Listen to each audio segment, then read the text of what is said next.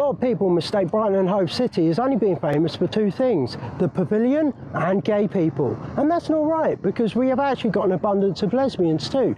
We've also got an abundance of history. So why don't you join me today on this walking tour and let's go find some.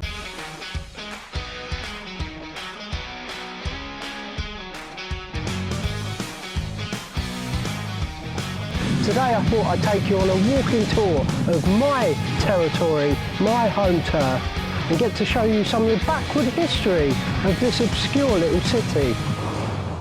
Brighton Pier, or Brighton Palace Pier, as it's now known, was constructed in 1899. The reason why? Tourist attraction, and because the West Pier was getting a bit run down and not very popular.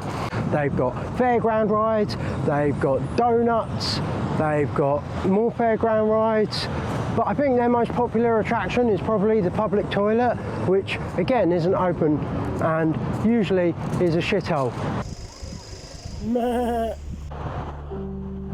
This massive anus of a statue is called the Donut. It's here to remind all vegans that there are other options available, like flour that's been deep fried. Brighton was originally called Brighthelmstone. It was an old Anglo-Saxon name that was given to the little commune that was going on here at the time. The name appeared in the Domesday Book around the 1000s. I like to call it 1000s because I don't know what else to call it. Germans came over around the 1600s and changed the name. They shortened it to Brighton. I like to think that it's because everyone was inbred and a bit slow and they had trouble speaking, and so they just shortened things to make them easier to say. Because why would German people make anything easier to say? Their language is a minefield.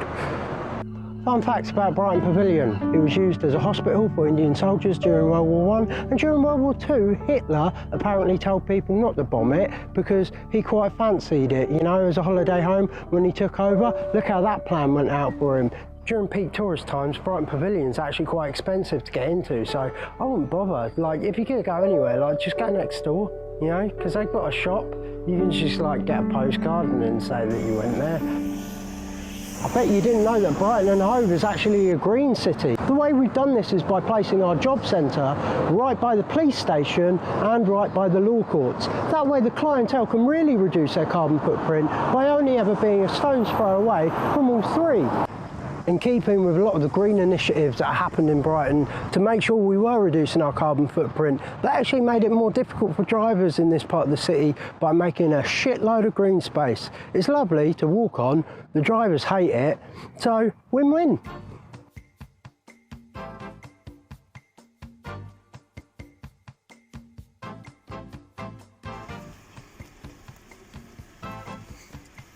This cinema behind me is the oldest cinema in the UK. It's currently closed, not due to COVID, but because it might have links, because of the name, to the friends of Jeffrey Epstein.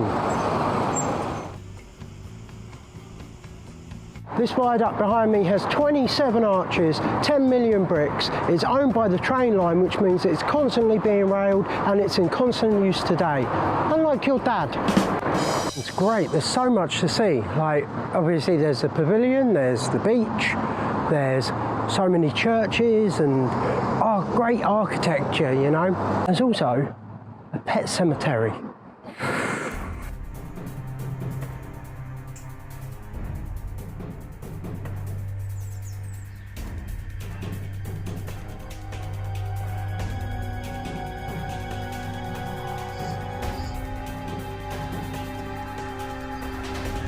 This is Preston Manor. There's a room here called the Anne of Cleves Hall.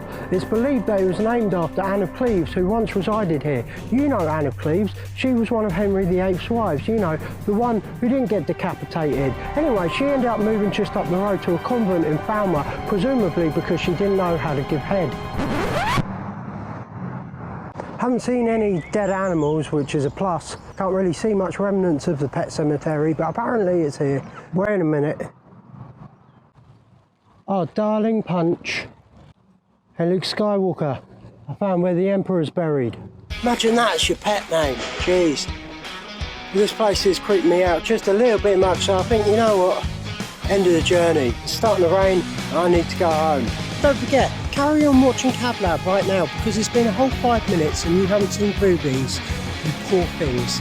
Enjoy the rest of the show. I'm out.